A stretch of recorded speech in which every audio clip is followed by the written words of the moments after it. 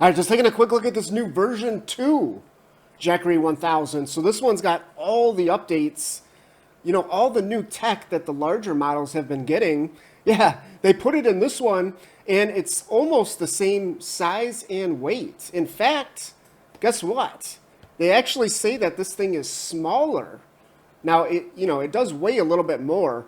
It's just like 2 pounds more. Now, of course, we will do a full comparison to the old 1000 and to some of the other similar, because there's so many similar models now.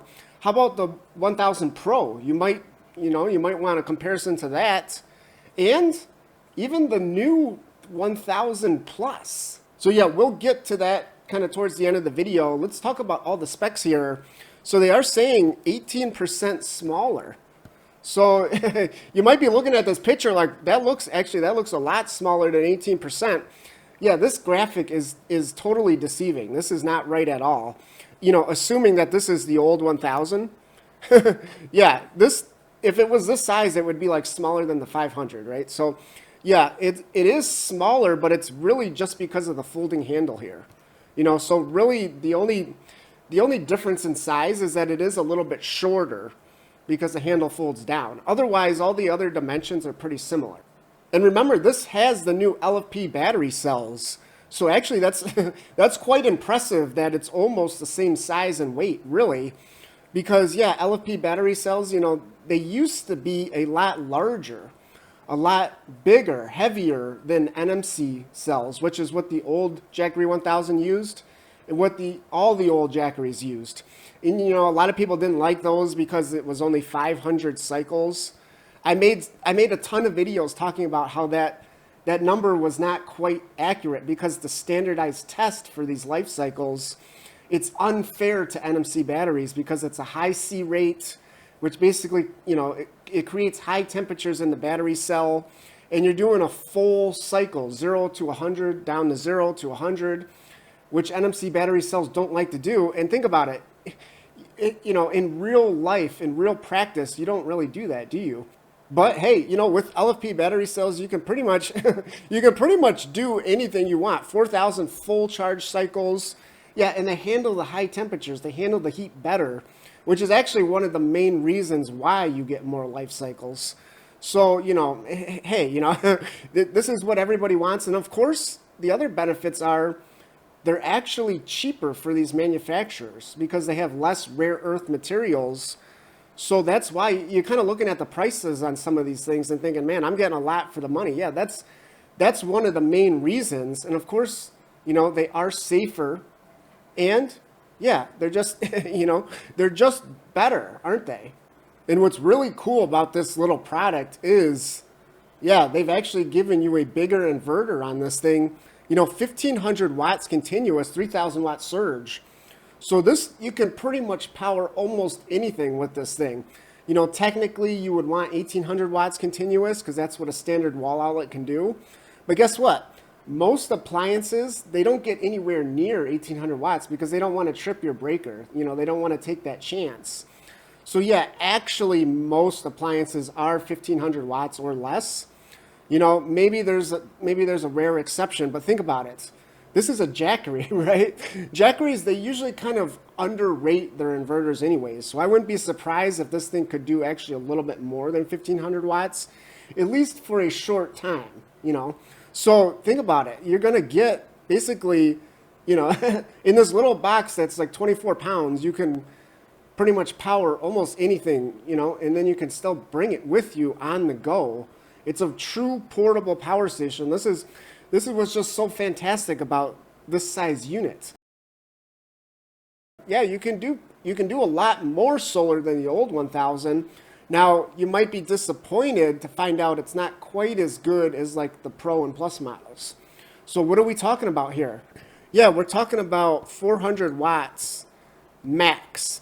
And there's two inputs. Jackery likes to use these two inputs, and I like that they do that too, because you don't have to just do solar. A lot of people, they have like a solar panel up on the roof of their, Land Cruiser, whatever, and you can have that thing charging while you're driving, right? You can have solar coming in, and hey, you're driving, you got the engine running anyways, you can use the car socket as well, you know.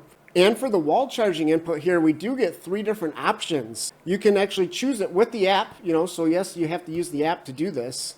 But, you know, of course, a lot of you guys like using apps, so hey, you know, so basically the standard rate that it comes with, though, right here, it's the standard one, 1.7 hours.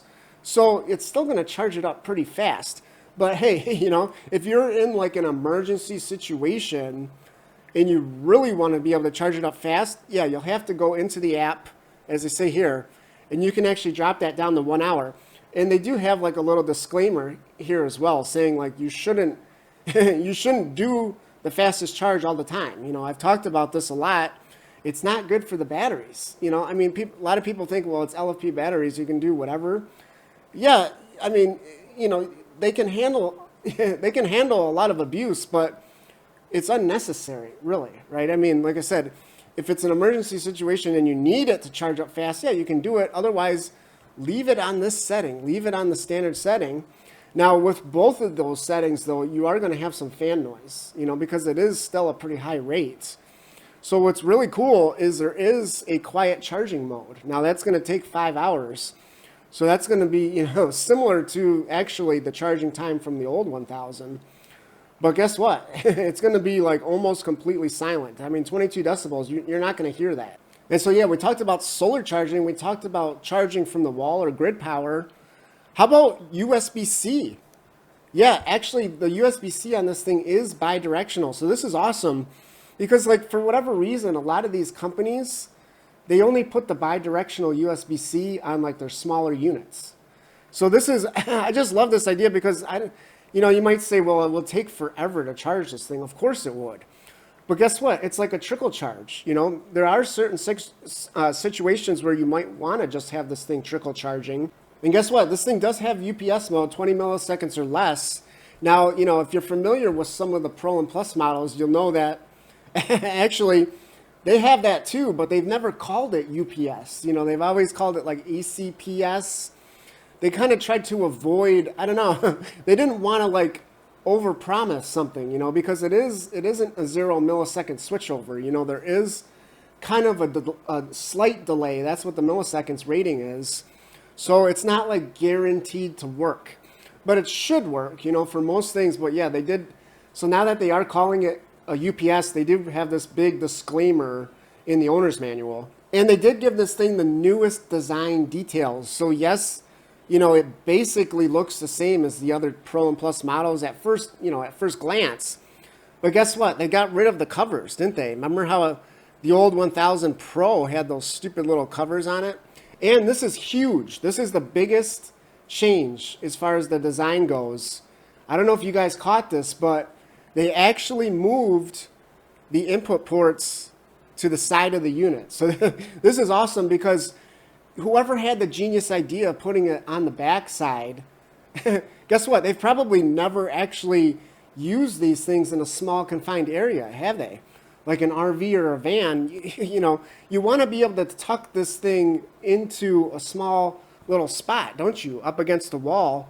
Well, if you have the input ports on the backside, you can't do that. Now, compared to, let's say, the 1000 Pro, what are the pros and cons with that? Well, guess what? That you could do a lot more solar with, right? I mean, you could do 800 watts. You could do double. You could do double the solar. So if you really want to get crazy with solar, you know, this unit it's not the greatest, it's not the best one, is it? Now, how about compared to the 1000 Plus? That's kind of a funny product because I don't know why they even called it 1000. It should have been called like the 1200 or something.